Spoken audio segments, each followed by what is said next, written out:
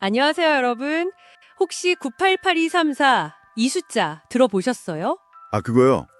99세까지 팔팔하게 살다가 2, 3일만 앓고 떠나고 싶다는 거. 그렇죠? 네, 맞아요. 아마 우리 모두가 바라는 그런 건강한 노년의 모습일 텐데, 근데 현실은 고령화 사회가 되면서 이 치매에 대한 걱정, 불안감, 이게 점점 커지는 것 같아요. 네, 맞습니다. 그래서 오늘 저희가 여러분이 보내주신 다양한 자료들, 신문기사나 연구보고서, 또 학회 발표 내용 같은 것들을 좀 모아서요.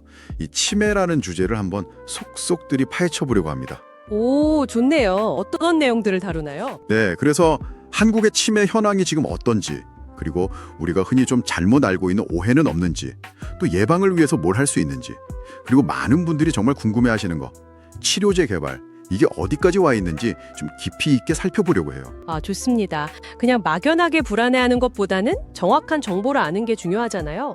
아, 이게 핵심이구나. 지금 이런 연구가 되고 있구나. 이렇게 명확하게 이해하는 시간을 만들어 드릴게요. 여러분 자료 속에서 진짜 중요한 내용만 쏙쏙 뽑아서 오늘 확실하게 정리해 드리겠습니다. 네, 좋습니다. 자, 그럼 바로 시작해 볼까요? 우선 한국의 치매 현황. 이게 우리가 생각하는 것보다 더 심각한 건지 아니면 좀 오해가 있는 건지 그것부터 짚어보죠. 네, 그 2023년 자료를 보면요.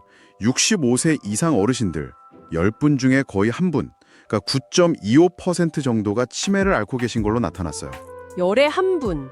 적지 않네요. 그렇죠. 근데 여기서 좀 주목할 만한 점이 있어요. 2016년 조사 때랑 비교하면 유병률 자체는 0.25%포인트? 아주 약간이지만 줄었다는 거예요. 줄었다고요? 조사가 시작된 게 2008년인데 그 이후로 처음으로 감소한 거라고요? 네, 맞아요. 처음이에요. 아니, 고령화는 계속 심해지는데 유병률이 줄었다는 건 좀 의외인데요. 그럼 전체 환자 수도 줄었다고 봐야 하나요? 아, 그렇진 않아요. 그게 좀 복잡한 부분인데 유병률 자체는 살짝 꺾였지만 워낙 전체 노인 인구가 빠르게 늘고 있잖아요. 그렇죠. 네, 그래서 전체 치매 환자 수는 계속 증가하고 있어요. 작년 2023년에 약 97만 명 정도로 추산되는데 당장 내년이면 100만 명 넘을 것 같고요. 100만 명이요. 와. 네, 그리고 2044년쯤 되면 200만 명, 2059년에는 한 234만 명까지 늘어날 걸로 예측돼요. 이야. 다만 예전에 예측했던 것보다는 증가 속도가 조금 완만해졌다. 이 정도는 좀 다행이라고 할 수 있겠죠. 유병률은 줄었는데 전체 환자는 늘어난다. 허허, 참 아이러니하네요. 근데 유병률 증가세가 처음으로 꺾인 이유, 이게 뭘까요? 시사하는 바가 클 것 같은데요. 네, 이게 상당히 좀 흥미로운 부분인데요. 가장 큰 요인으로 꼽히는 게 그 베이비붐 세대 있잖아요. 1955년에서 63년생. 이분들이 이제 본격적으로 노년기에 접어들기 시작했다는 점이에요. 아, 베이비붐 세대요. 네, 이분들이 이전 세대 어르신들보다는 평균적으로 교육 수준도 높고 금연이나 절주 같은 건강 관리에도 좀 더 신경을 쓰는 경향이 있거든요. 아하. 이게 그냥 나이 들면 치매 걸리는 건 어쩔 수 없어, 이런 생각을 좀 깨는 중요한 사실인 거죠. 그러니까 교육 수준이나 생활 습관 개선 같은 개인적인 노력, 또 사회적인 노력이 실제로 전체 치매 발병률 변화에 영향을 줄 수 있다는 아주 강력한 증거라고 볼 수 있어요. 그건 정말 희망적인 메시지인데요. 개인의 노력이 사회 현상을 바꿀 수 있다. 근데요, 다른 자료를 보니까 치매 전 단계라고 하는 경도 인지 장애는 오히려 늘었다는 얘기가 있던데요. 이건 어떻게 봐야 할까요? 맞아요. 그 경도인지장애 유병률은 28.42%까지 올라갔어요. 7년 사이에 6%포인트 넘게 증가해서 현재 약 298만 명 정도 됩니다. 298만 명이요? 거의 300만 명 가까이? 네. 그리고 2033년에는 400만 명 넘을 걸로 보고 있어요.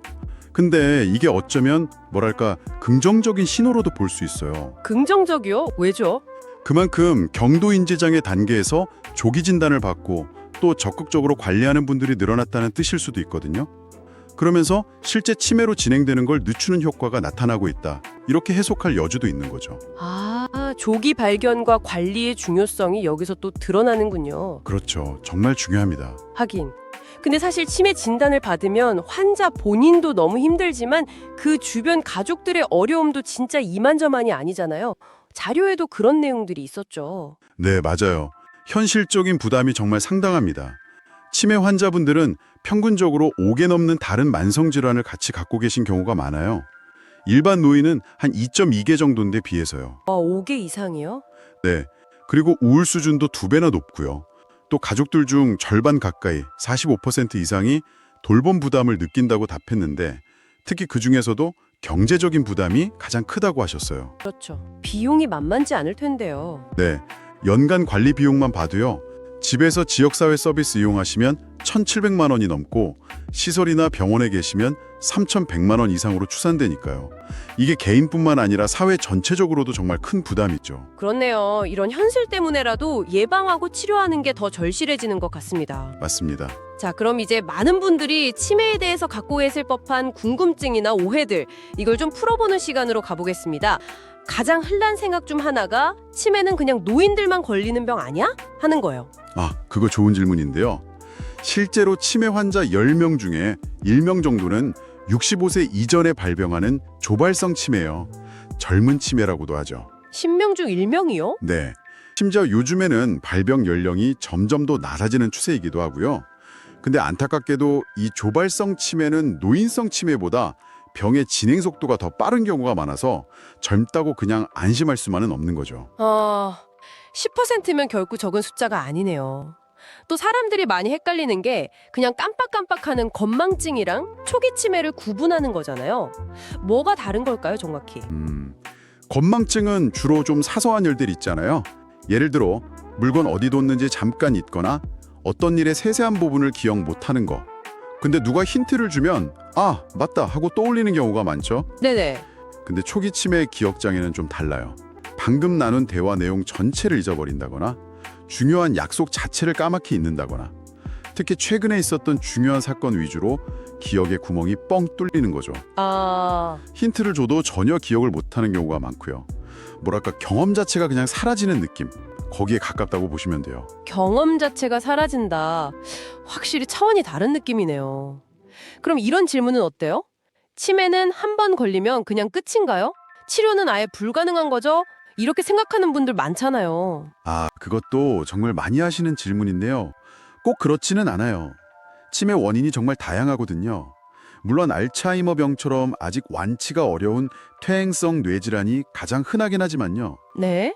갑상선 기능 이상이라든지 비타민 부족, 특정 감염, 심지어 우울증 때문에 치매 증상이 나타나는 경우도 있어요. 근데 이런 원인들은 조기에 발견해서 치료하면 완치까지도 가능해요. 정말요? 완치 가능한 치매도 있군요. 네, 그리고 설령 알츠하이머경이라고 해도 일찍 발견해서 약물 치료랑 관리를 잘 시작하면 증상을 좀 완화시키고 병의 진행 속도를 상당히 늦출 수 있습니다. 그러니까 절대 포기하지 않는 게 중요해요. 와, 완치 가능한 경우도 있고 진행을 늦출 수도 있다는 거, 이거 정말 중요한 정보네요. 꼭 기억해야겠어요. 아까 잠깐 우울증 얘기가 나왔는데 그럼 뇌졸중이나 우울증이 치매랑 관련이 있다는 얘기도 사실인가요? 네, 아주 밀접한 관련이 있습니다. 뇌졸중은 그 자체로 뇌혈관이 막히거나 터져서 생기는 혈관성 치매의 직접적인 원인이 되기도 하고요. 또 기존에 있던 알츠하이머 병을 더 악화시키기도 해요. 그래서 뇌졸중 위험을 높이는 고혈압이나 당뇨 같은 만성질환 관리가 치매 예방에도 정말 중요하고요. 네네. 그리고 노년기 우울증은 치매 발병 위험을 2배에서 3배까지 높인다는 연구 결과도 있어요. 또 치매 환자분들한테 우울증이 같이 나타나는 경우도 매우 흔하고요. 그렇군요. 다만 우울증 때문에 일시적으로 기억력이나 집중력이 떨어져서 치매처럼 보이는 가성치매라는 것도 있는데요. 이건 진짜 치매랑은 좀 달라서 감정 기복이 심하고 증상이 비교적 짧은 기간 안에 갑자기 나타나는 특징이 있어요. 가성치매라는 것도 있군요. 복잡하네요. 자, 마지막 오해 풀기 질문입니다. 치매에 걸리면 아무것도 못하고 그냥 누워만 지내게 되나요? 전혀 그렇지 않습니다. 치매는 진행 단계에 따라서 할 수 있는 것들이 달라지는 병이에요. 초기 단계에서는 예전보다 조금 서툴러지거나 시간이 더 걸릴 수는 있어도 익숙한 집안일이라든지 좋아하던 취미 활동, 사람들과의 교류 같은 거 충분히 가능합니다. 초기에는 괜찮군요. 네. 물론 병이 진행될수록 점차 어려워지기는 하지만요. 그래서 조기 진단이랑 적절한 관리를 통해서 환자분이 스스로 할 수 있는 능력들을 최대한 오랫동안 유지하도록 돕는 것이 정말 중요합니다. 네. 여러 오해들을 짚어보니까 치매를 좀 더 입체적으로 이해하게 되는 것 같습니다. 자, 그렇다면 이제 가장 궁금하고 또 중요한 질문으로 넘어가야겠죠. 치매, 이거 예방할 방법은 없을까요? 아, 네. 다행히도 예방할 수 있는 부분이 생각보다 큽니다. 정말요? 네.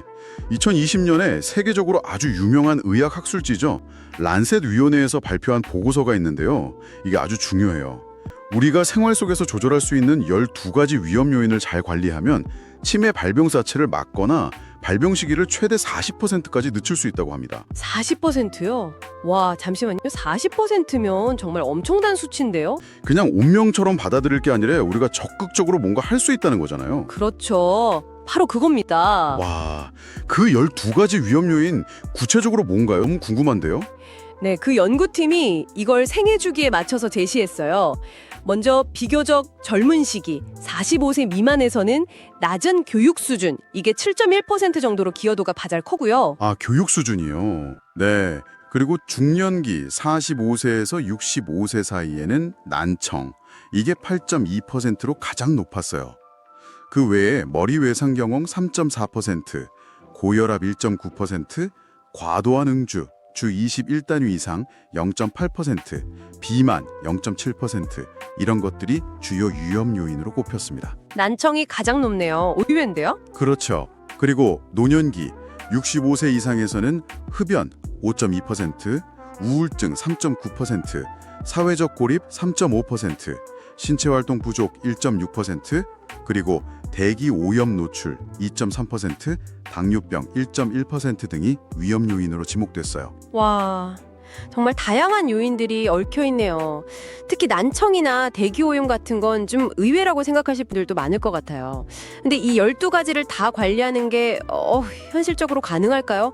혹시 이 중에서 이것만큼은 진짜 중요하다거나 뭐 영향력이 가장 큰 핵심 요인을 꼽는다면 뭘까요? 그 란셋 보고서가 강조하는 건 이 요인들이 서로 막 영향을 주고받기 때문에 어느 하나만 딱 관리하기보다는 전반적으로 다 신경 쓰는 게 좋다는 거예요. 아, 그렇군요. 네. 그래도 굳이 기여도를 따지자면 아까 말씀드린 난청 8.2%, 그리고 젊을 때 낮은 교육 수준 7.1%, 또 흡연 5.2%, 이 정도가 비교적 큰 비중을 차지하긴 하죠. 네네. 하지만 꼭 기억해야 할 것은 이 모든 요인을 다 합쳤을 때 40%의 잠재적인 예방 효과가 있다는 거. 그러니까 작은 습관 하나하나가 모여서 큰 차이를 만들 수 있다는 거죠. 그럼 구체적으로 뭘 해야 할까요? 좀 알려주세요. 네, 구체적인 실천 방안으로는요. 한 40세부터는 혈압 관리 시작하는 게 좋아요. 수축기 130mm 이하로 유지하고요. 40세부터요? 생각보다 빠르네요. 네, 그리고 청력 보호하는 거. 시끄러운 환경 피하고 필요하면 보청기 꼭 사용하고요. 당연히 금연해야 하고 과음 피해야죠. 주 21단위 이하로요. 참고로 소주 한 병이 약 7단위 정도 되거든요. 아, 그럼 일주일에 소주 3병 이상 마시면 위험하다는 거네요? 그렇죠. 그리고 머리 부상 예방하는 거, 꾸준히 신체 활동하는 거, 건강한 식단으로 비만이랑 당뇨 관리하는 거, 그리고 사람들하고 꾸준히 교류하면서 우울감이나 사회적 고립 피하는 거, 이런 것들이 다 포함됩니다. 대기오염 노출 줄이려는 노력도 필요하고요. 와, 정말 생활 습관 전반에 걸쳐서 노력이 필요하군요. 여러 자료들에서 특히 그 운동의 중요성을 강조하는 내용이 많았던 것 같아요. 네, 맞아요. 운동은 그냥 단순히 몸만 건강하게 하는 게 아니라 뇌의 기능 유지하고 향상시키는데 정말 핵심적인 역할을 해요. 뇌의 혈액순환을 좋게 하고 뇌의 신경세포를 보호하는 효과가 있거든요. 네. 이게 정말 놀라운 점은요. 운동이 기억을 담당하는 뇌 부위, 해마라고 하죠. 여기서 새로운 신경세포가 만들어지는 걸 촉진한다는 사실이에요. 네. 잠깐만요. 운동으로 뇌세포가 새로 생긴다고요? 그건 그럼 나이가 들어서도 뇌가 긍정적으로 변할 수 있다는 뜻인가요? 저는 보통 뇌 기능은 그냥 점점 떨어지기만 한다고 생각했는데, 와, 이건 정말 희망적인 이야기인데요. 네, 바로 그 점이 중요합니다. 뇌는 나이가 들어도 변할 수 있다는 거죠. 뇌 가소성이라고 하잖아요. 이야. 네, 이건 동물 실험뿐만 아니라 사람을 대상으로 한 연구에서도 증명이 됐어요. 꾸준히 유산소 운동을 한 노인 그룹에서 BDNF라는 일종의 뇌 영양제 같은 물질 수치가 높아지고 실제 해마 크기가 커지면서 기억력도 향상되는 결과가 나타났거든요. 와, 그럼 어떤 운동이 특히 효과가 있을까요? 연구들을 보면 걷기, 달리기, 자전거 타기, 수영 같은 유산소 운동이 인지기능 향상에 가장 효과적이었어요. 여기에 춤처럼 동작을 외우거나 음악에 맞춰 몸을 움직이는 거, 이런 인지 활동이 결합되면 효과가 더 좋다는 결과도 있고요. 아, 춤도 좋군요. 네, 실제로 우리나라 중앙치매센터에서도 치매 예방 수칙 첫 번째로 일주일에 3번 이상 꾸준히 운동하기를 권장하고 있습니다. 이렇게 예방을 위해 우리가 할 수 있는 일들이 생각보다 많다는 건 정말 다행입니다. 자, 하지만 이미 치매를 앓고 계신 분들이나 또 앞으로 진단받을 분들을 위해서는 결국 치료법 개발이 절실하겠죠. 현재 의학계는 이 어려운 숙제를 어떻게 풀어가고 있을까요? 치료 연구는 어디까지 와 있는지 살펴보겠습니다. 네, 현재 사용되는 치매약들은 아쉽게도 증상을 좀 완화하거나 병의 진행을 다소 늦추는 수준에 머물러 있어요. 근본 원인을 해결한다고 보기는 좀 어렵죠. 그렇죠. 하지만 최근 몇 년 사이에 치매의 진행 자체를 멈추거나 심지어 되돌리려는 시도, 이걸 질병조절 치료제, 영어로는 DMTA, Disease Modifying Therapy라고 부르는데요. 이 개발에 꽤 큰 진전이 있었습니다. 패러다임이 바뀌고 있는 거죠. 질병 조절 치료제 DMT요. 증상 완화가 아니라 근본 원인을 건드린다. 어떤 원리로 작동하는 건가요? 알츠하이머 치매 같은 경우에요. 뇌 속에 비정상적으로 쌓이는 단백질, 그 두 가지가 주요 타겟이에요. 하나는 아밀로이드 베타, A베타라는 단백질 찌꺼기가 뭉쳐서 생긴 아밀로이드 반이고요. 아, 아밀로이드 들어봤어요. 네.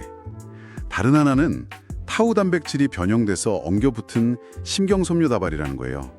그래서 이 DMT는 이 아밀로이드나 타우 단백질이 만들어지거나 쌓이는 걸 막거나 아니면 이미 쌓인 걸 청소하는 방식으로 작동해요. 주로 항체 치료제 형태가 많고요. 그 아밀로이드 단백질을 공략하는 치료제는 실제 성과가 좀 있었나요? 뉴스에서 얼핏 본 것 같기도 한데요.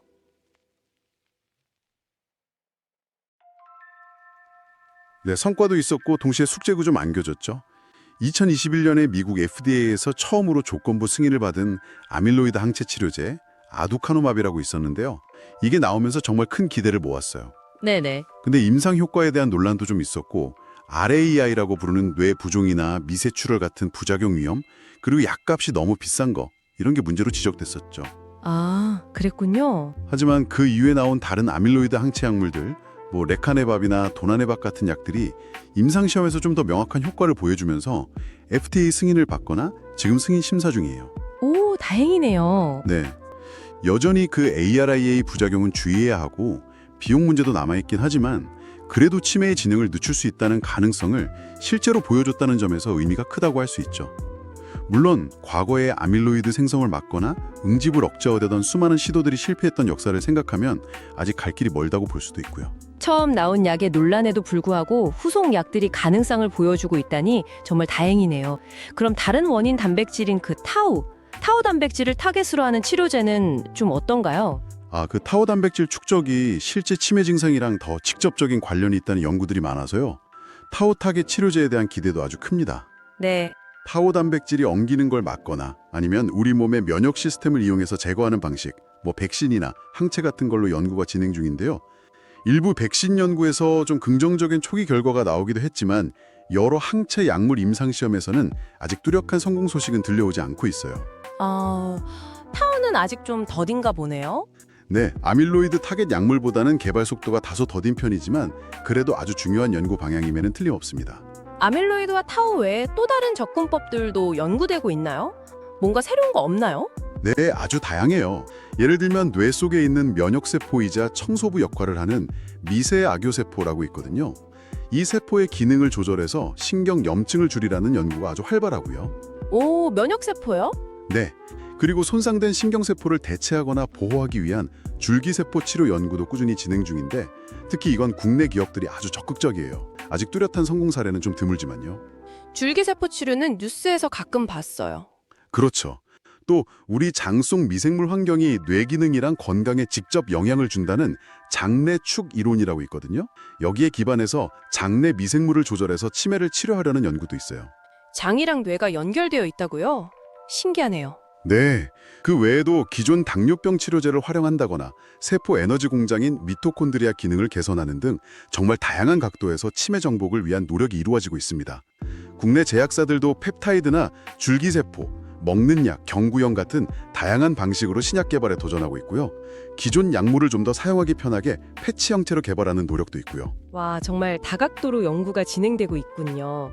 그런데 이런 신약들이 개발된다고 해도 아까 말씀하신 것처럼 부작용이나 엄청 높은 비용 문제가 해결되지 않으면 실제 환자들이 혜택을 보기는 좀 어렵지 않을까요? 정말 정확한 지적이세요.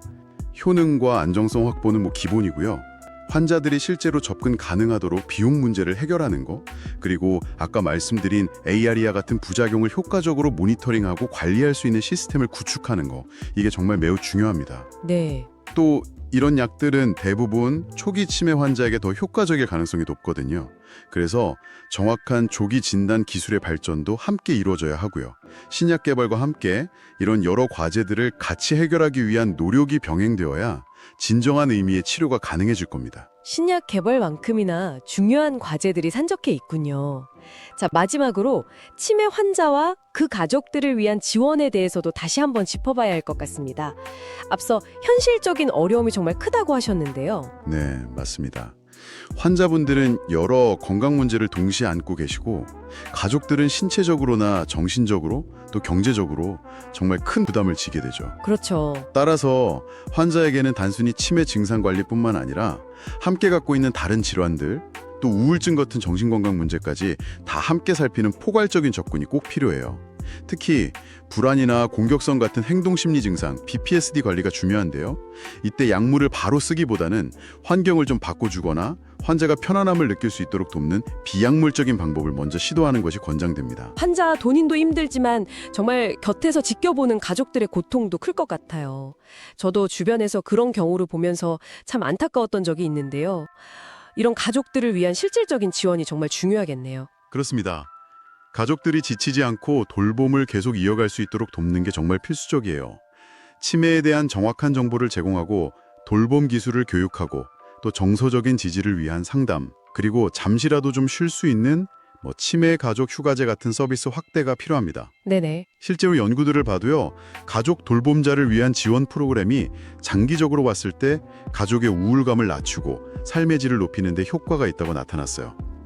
결국 치매는 환자 혼자만의 병이 아니라 가족과 사회 전체가 함께 안고 가야 할 문제라는 인식이 정말 중요합니다. 네, 오늘 정말 많은 이야기를 나눴습니다.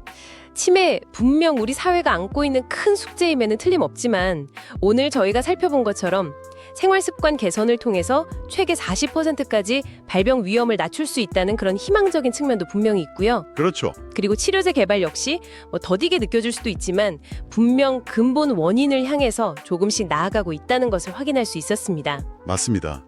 치매를 더 이상 그냥 외면하거나 두려워하기만 할 대상이 아니라 정확히 알고 또 적극적으로 예방하고 관리하면서 환자와 가족 그리고 우리 사회 전체가 함께 지혜롭게 대처해 나가야 할 과제로 받아들이는 자세가 필요한 것 같아요. 네. 오늘 저희가 함께 나눈 정보들이 여러분께서 치매에 대한 이해를 좀 더 넓히시고 또 예방을 위한 작은 실천을 시작하시거나 혹은 주변의 환자와 가족을 좀 더 따뜻한 시선으로 바라보는데 조금이나마 도움이 되었기를 바랍니다. 아는 것이 힘이니까요. 네, 맞습니다. 마지막으로 여러분께 생각해볼 질문 하나를 남기면서 마무리하겠습니다. 치매 예방을 위한 개인의 노력, 그리고 의학기술의 발전을 넘어서서 우리 사회 전체는 이 문제를 해결하기 위해 무엇을 더 고민하고 실천해야 할까요? 예를 들어 아까 위험 요인 중 하나로 지적됐던 대기 오염 문제를 줄이기 위한 공동의 노력이라든지 모든 아이들에게 양질의 교육 기회를 평등하게 제공하는 것, 혹은 치매 환자와 가족들이 정말 안심하고 살아갈 수 있는 그런 사회적 안전망을 더욱 튼튼하게 만드는 방안 같은 것들이 있을 수 있겠죠? 이 질문에 대한 답을 함께 고민해 보시면 좋겠습니다. 지금까지 들어주셔서 감사합니다. 감사합니다.